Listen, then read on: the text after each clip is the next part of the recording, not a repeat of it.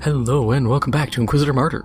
Last time we ended up fighting off the Dark Eldar from boarding our ship, saving Inquisitor Mercer, at least fending off the Eldar on the surface of the planet he's on. Had some weird save bug issues, but those got resolved. And now we're here and we get to go see him now and get another questline. I am Inquisitor. Yeah, I'll deal with that stuff later.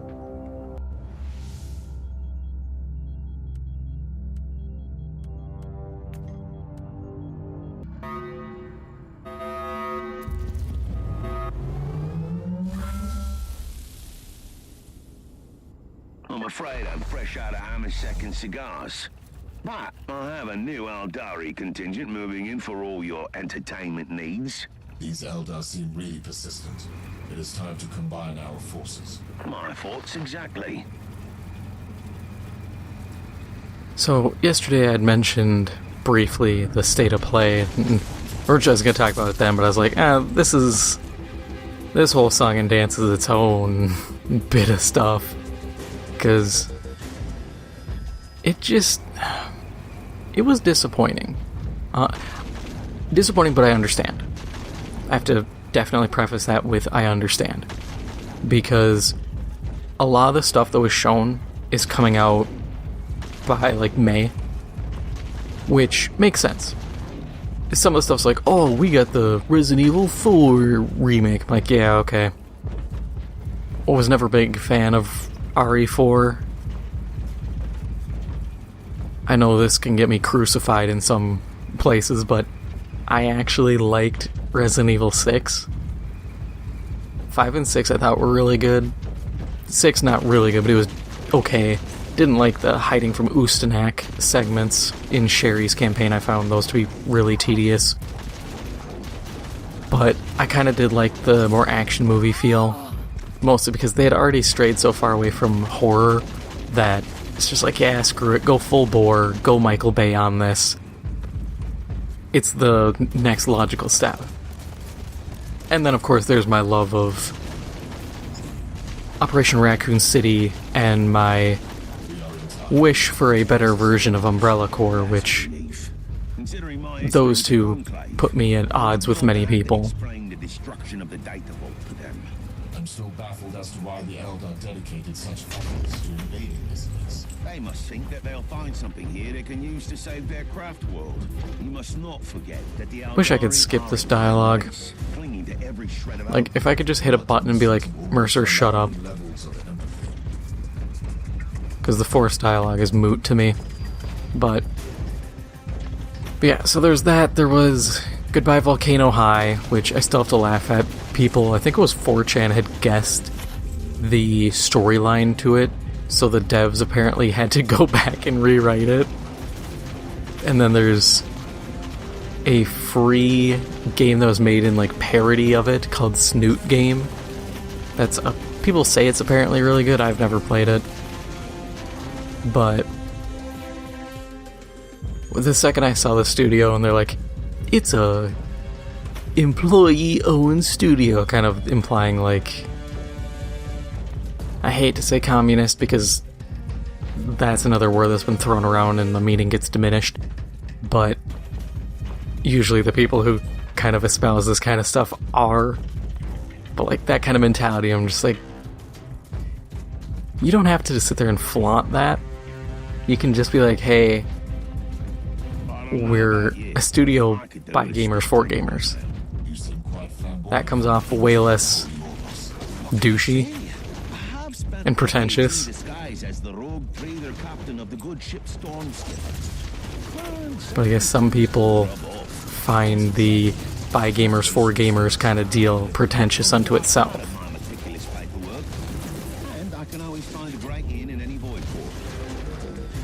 But there was that, there was some other, I'm trying to think what games there were. There's some platformy game that I wasn't too interested in. Though I will say it is nice to see platformers kind of come back, even if it's one indie. It's a genre that I think kind of needs to exist. It's a good kind of fun mode for kids.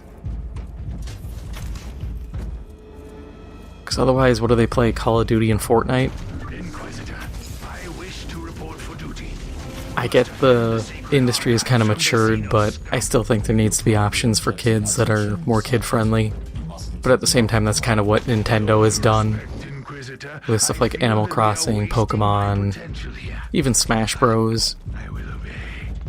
But you never know.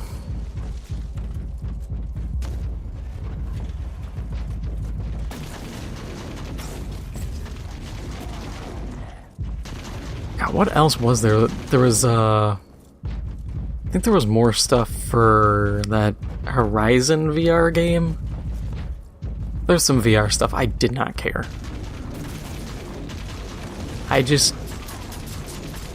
My problem with VR is no one wants to go full bore into it. And that is the problem. Because if you just do half measures the whole time, you're never going to achieve that full potential VR has. And all we get is half measures.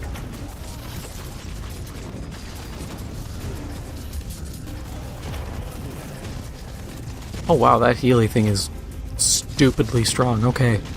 Yeah, that, I think I'm gonna definitely rock the Healy turret, and then just big ol' like cataphrons, and apparently dumpster people, because that's what they do. Who knew? I don't know, I might go... See, I could go melee cataphrons, which is a tempting option, because then it distracts enemies. And then I could just slap the Healy thing down by them. That might be the option. Probably. But yeah, God, what else? They had 15 minutes of the new Suicide Squad game, and... big oofs. That's... My complaint was, if you removed the names... Like, yeah, you have iconic looks, like you can tell Harley Quinn.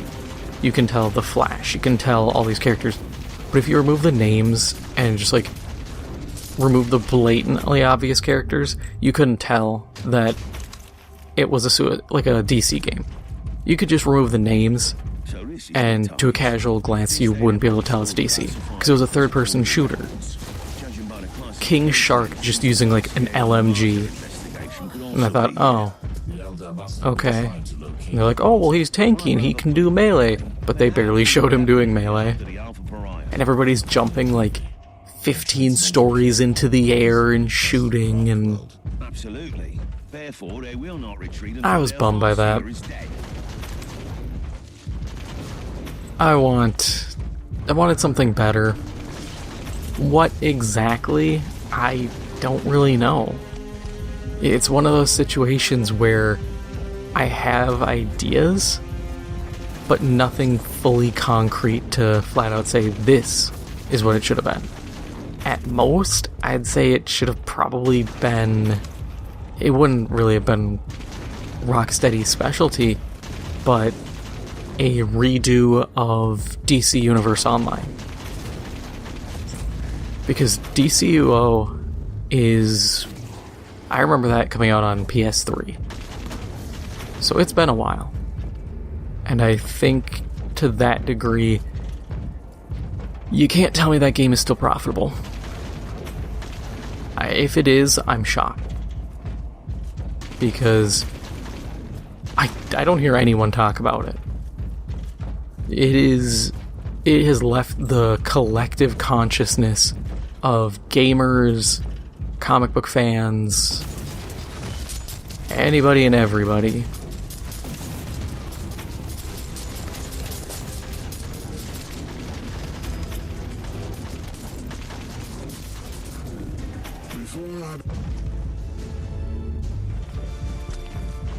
So I guess that's the direction I would want it to go.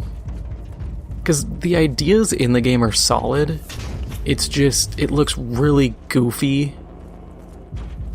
when it's just like the Suicide Squad. Especially when Harley is still just immortal. Captain Boomerang is just an Australian. Basic creatures, not anything fanciful to the point where you can explain jumping super high. And Captain Boomerang wasn't even using his boomerang. He's using a shotgun or an SMG. Like, what is that? That's like Green Lantern never busting out the lantern or the ring and just punching dudes barehanded. You'd be like, well, what's the point? He's just a boxer. I can watch Mike Tyson punch people in the face, but I can't watch Mike Tyson create constructs out of green hard light energy and smack people with them.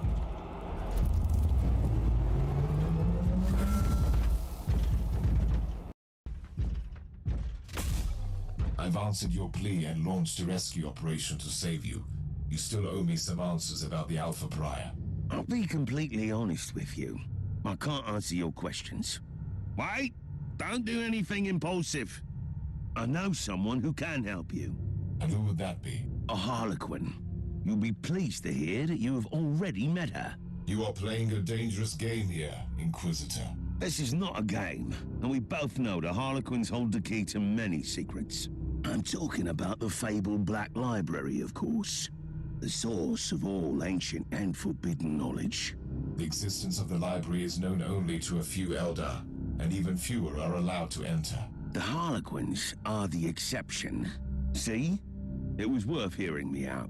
I don't like the way you set me up, Inquisitor, but I need answers. Do you happen to know where I can find this Harlequin? As a matter of fact, I do. On the planet Loriarch. The exterminated maiden world of Craftworld to Athal. One of the few truly charming corners of the subsector. I can only imagine. That is my next destination, then.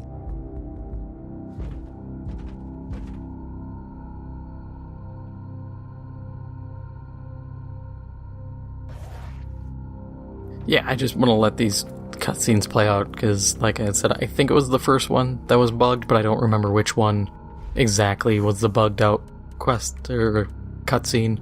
So it's just like, I'll let them ride. God, all of these are like downgrades.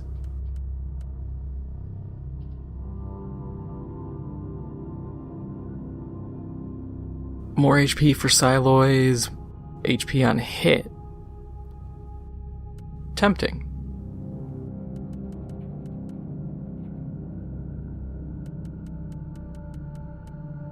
Yeah, we'll go with it. Sucks losing the extra stuff, but who cares?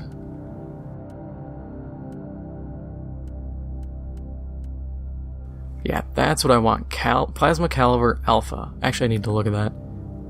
Okay, so it is single target. Cool. So, I don't have to worry as much when it comes to how they work. Oh, wow, that one's really terrible, too. Actually, no. No, it is terrible. Bonus damage for constructs against poisoned enemies, but I can't poison with this weapon. So I have to roll that. Alright. That's fine. That's what I was expecting, realistically. Nothing else here is noteworthy.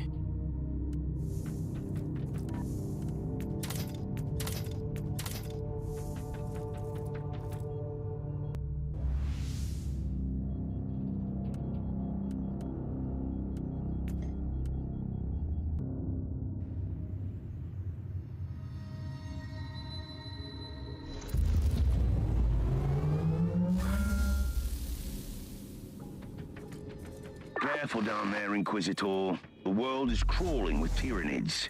My main concern is not those Xenos, but another one in particular. Are you certain that the Harlequin will be here? I am, as much as one can be, certain about Harlequins. But I know her, and I'm confident you'll meet her. It is surprisingly quiet. The Tyranids are hibernating, but trust me, your arrival will stir them up mightily. Precise and surgical strike is what I need now. Send me the coordinates of the Harlequin. There are 3 webway gates in the area. The Harlequin could be near any of them. I'm still perplexed by the ferociousness of the Tyranids without their high fleet. It is indeed remarkable. The Xenos recognize the futility of a full-scale invasion and use the available biomass to infect as many planets as they could. Still, eventually they were purged by the Imperium. Not entirely. After the Tyranids had scattered their forces, isolated diaspores were able to survive eradication. Mostly on the more backwater planets. How's that saying go about plans extending beyond contact with the enemy? The combat statistics of the Wardos. Inquisitor, I have troubling news. Judging by the Argo reconnaissance, the entire area is showing Tyranid activity on an immense scale. Without backup, the chances of success in an engagement with a Tyranid invasion on this scale are minuscule. May I make a proposal? We have already engaged the services of a certain Sicaridoc, the pilot of the fearsome Imperial Knight called Crimson Wanderer, in cases just like this. I find your initiative commendable, Captain. And this knight could be anywhere in the sector. Finally, waiting for everybody just to shut up. Just continually dialogue every which way. But yeah, going back to the Suicide Squad stuff, they also showed it's going to be a live service game. You have to have online connection even when single player, which not a big fan of that one. But then they're doing it with the Avengers. Just like my Avengers game, where you have new characters are going to get added over time. There's gear farming and all that, which I saw people were like, oh, I hate this, blah, blah, blah. I'm cool with gear farming. I enjoy it. But I think it has to be done well. If the grind is boring, then it's not fun. If I have to do the same missions a dozen times, I'm gonna get bored. That's why I think the games like this, the games like Diablo, any properly done looter has realized you have to have RNG tied to it. You have to have enemy suffixes and prefixes. You have to have all these things that make encounters unique. Otherwise, players get burnt out real easy. Because it goes from, oh, I'm having fun and engaging with the game, to I am on complete and utter, like, autopilot, and I do not care what is going on. Or, what I've encountered that's even worse, is people min-maxing how to speedrun certain missions. They figure out which one's the fastest to run, doesn't have a chance of dropping high end stuff, and then they will just sprint through enemies, sprint through objectives, and it's just not fun. But I do worry the game is literally just going to follow the Avengers playbook, because they have the battle pass that's cosmetics only and all this stuff, and I'm thinking Avengers did this exact same thing and it didn't work for them. What makes this game any different or any more unique that it will circumvent those issues or not encounter them? And personally, I think it's going to face the same issues. If they really wanted to make a new Batman game, because they had said this is a continuation of the Arkham games, this is set after Arkham Origin. No, not Arkham Origins, Arkham Knight. I was sitting there thinking, like I had said before, bring back Arkham Origins multiplayer, where you have the gangs for the different supervillains fighting. Have players play as Batman or members of the Bat family as their own third party in the fights. Each different member has their own abilities and different viability strategies and stuff. Go about it that way. That would be a fun multiplayer game for people. Because making this looter that feels so detached from the rest of the Arkham games really makes it weird.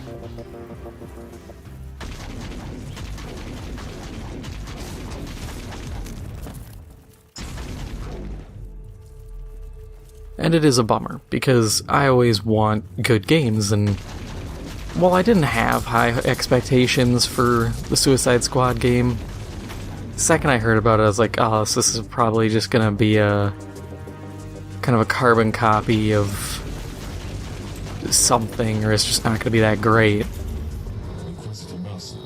Mostly because it kind of takes away the fun when it's just a shooter. One thing I had said, if you I'd say the Eldar regarded just as their took away the steel. names, Harlequins are you could attracted to mistake the it sights of for, great like, tragedies. Agents of Mayhem. What is so unique about this? This used to be an Eldari maiden world, at a hub in the webway. Numerous gates are still intact. So she can dance between the webway and real cities. Perfect hideout for a Harlequin. But yeah, it looked like a version of Agents of Mayhem, which, for some people who understand that, that's a damning condemnation of the game. But that's what it feels like. It has all the trappings, super high-flying, shooting while you're just being a goober. It just didn't stand out.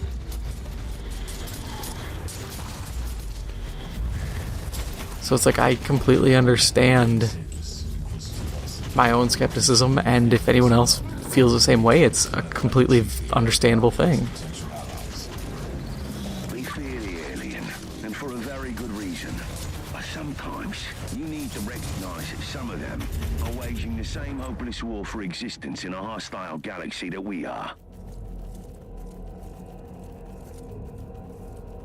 I just hope it pans out well. Like with every game I'm critical of, I would be happy to be wrong and have them actually be really good and last a long time and be fun. I just struggle to view it that way. To see why the threat of the isolated Tyranid diaspores led the Adeptus Mechanicus to order exterminators. Yes, that was the sad fate of this maiden world. The current situation proves that even an exterminator's might not be enough. What is more disturbing is that this proves that this particular hive mind acted like a highly intelligent being and used cold logic.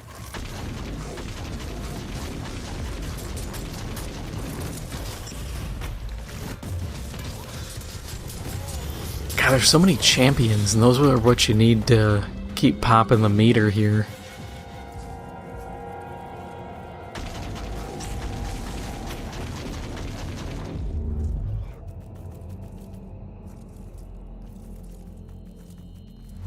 Could go finish the mission, but I want to get all the loot out of here first.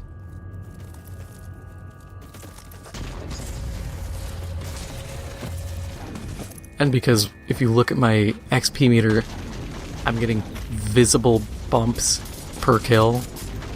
So it's like, at that point I might as well just keep going.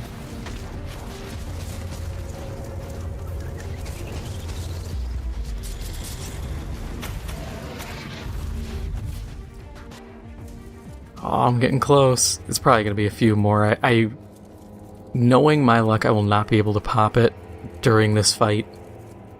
And it'll be next time that it actually activates, and it'll be like the first guy I fire on. I've had that happen. I had that, oh god.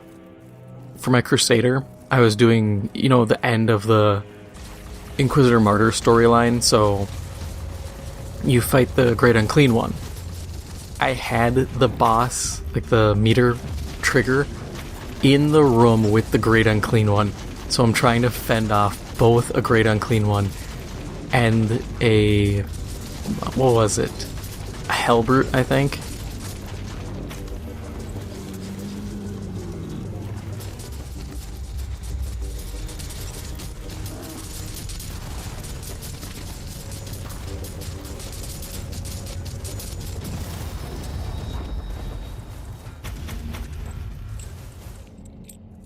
Not a lot of good stuff there. Only upside is we have 28 crystals from my other character. I guess it shares those, but we'll be able to get one of the loot chests from that. We must talk, Harlequin. Seriously this time. I fought my way here. No, human. You have barely started fighting. The true battle only begins now. My tolerance for your riddles has not increased greatly since last time. Still, you are exactly where you need to be. Not far from here, upon the plains of despair, where the towers no longer sing... Alright, we've seen all this. I also found out this whole storyline is pretty much built just for the Tech Adept. got paranoid. It didn't look like he was wearing any armor. I was like, not again. Don't do this to me.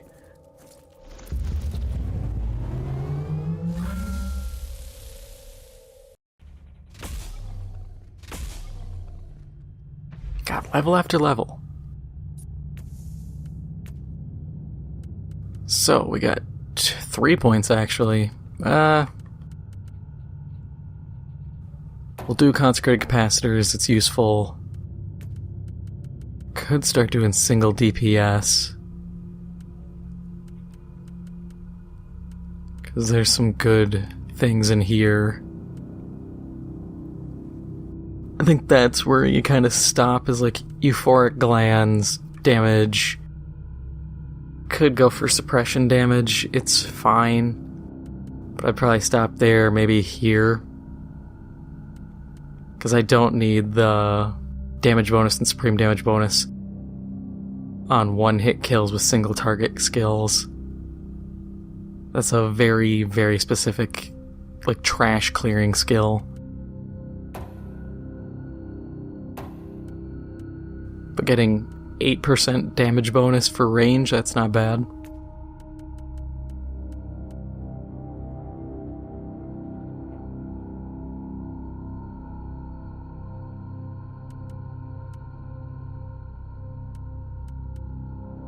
This seems to be the only good one, and even then the bleeding effects is a waste.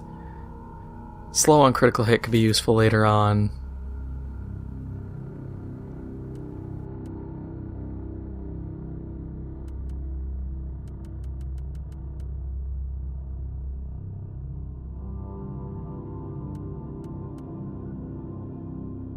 Nothing else really standing out.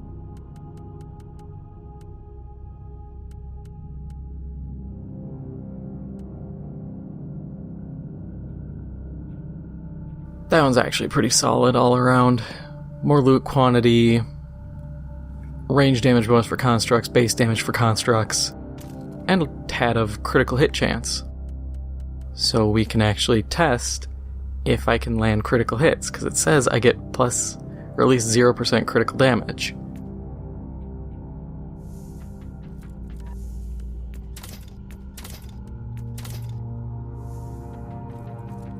But that is all for now. If you enjoyed this episode, make sure to hit the like button, it helps out the channel a lot, and if you haven't already, make sure to hit the subscribe button. Thank you for watching, and I'll see you in the next one.